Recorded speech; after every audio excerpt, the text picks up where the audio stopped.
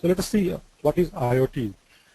Now, if you look at the evolution of Internet or web, the web 1.0 was mostly static, and it was basically one way to deliver static content, mostly HTML pages, and they were viewed by the humans, basically the users, and not much of interaction other than navigating through the websites.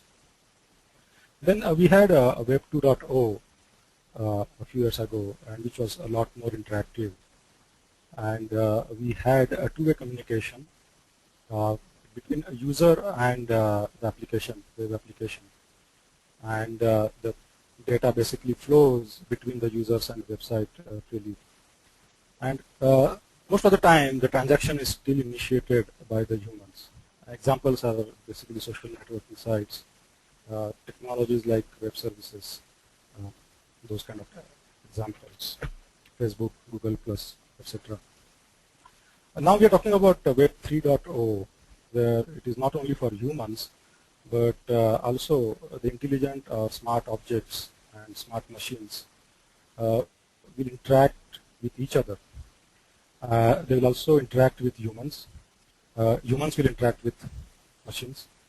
So another the interesting feature of this IoT will be a lot of transactions will be initiated by the machines, unlike today's where humans initiate most of the transactions. And they will also influence, they will also control each other. The examples of basically Internet of Things and end-to-end, what we are going to see today. So these are some of the definitions which I found on Internet about for the Internet of Things IoT. I have listed down three of them. The first definition is a world where physical objects are seamlessly integrated into the information network, and the physical objects can become active participants in business processes. Services are available to interact with the smart objects over the Internet, query and change their status, and any information associated with them, taking into account security and physical issues. Second definition is the network formed by things or objects having identities, virtual personalities, operating in smart spaces using intelligent interfaces to connect and communicate with the users and a social and environmental context.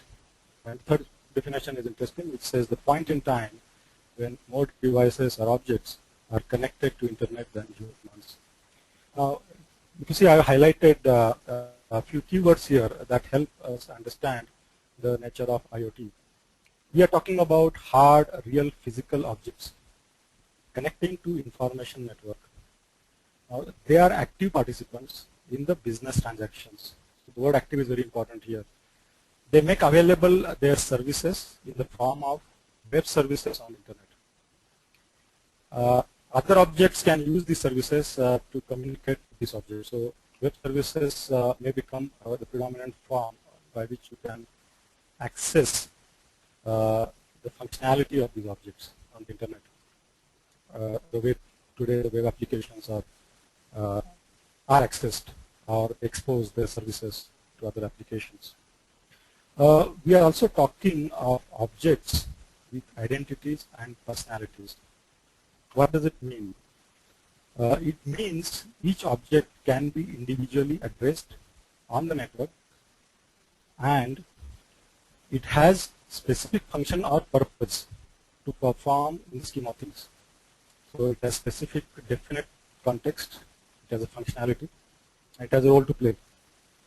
The smart object is known for something, and it is closely tied to its social and environmental context. So that also is important.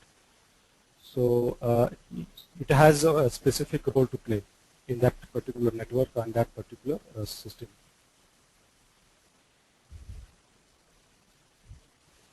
We'll go to the next slide now. So here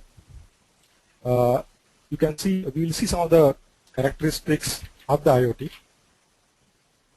First of all, it is a network of networks. So it is not a single homogeneous kind of network. There are multiple networks in this. Lot of local networks, many local networks, and which will be connected to the internet. Now, each local network of these smart objects, basically they will form a local system, and the collection of such systems will form higher order systems. So it is also a system of systems, we can say. And how they will be connected, how the local network will connect with the internet, and how the objects which are inside the local network will be accessed over internet. That's where the gateways will come in the picture. And these gateways will help local networks to connect with the internet. So the gateways will basically expose web services which either provide access to the objects and their data, or provide some sort of aggregate reports to the requester. So that will also we'll see.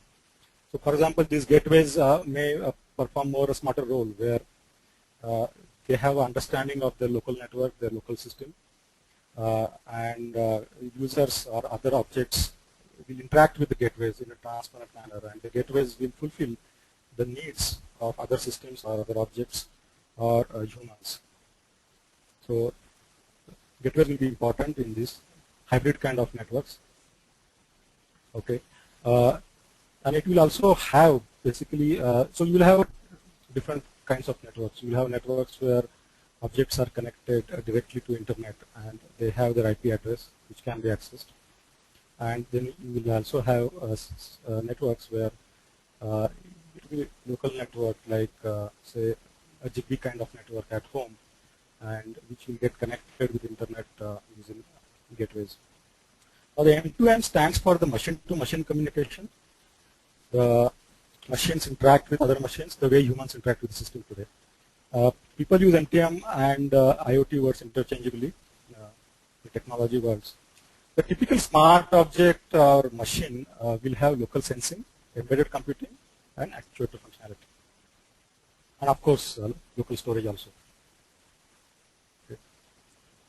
And the smart objects, they can sense their local environment, and then they will process this information using their embedded computing and storage capability.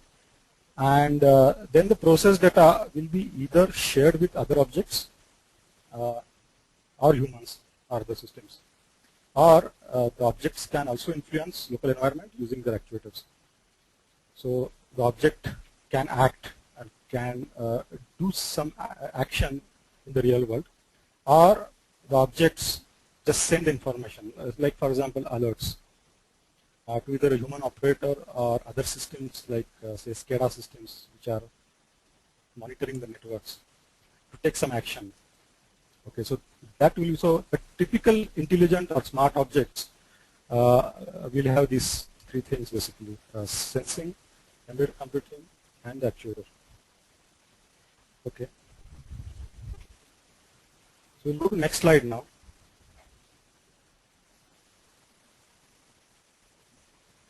So let us see what are the enablers of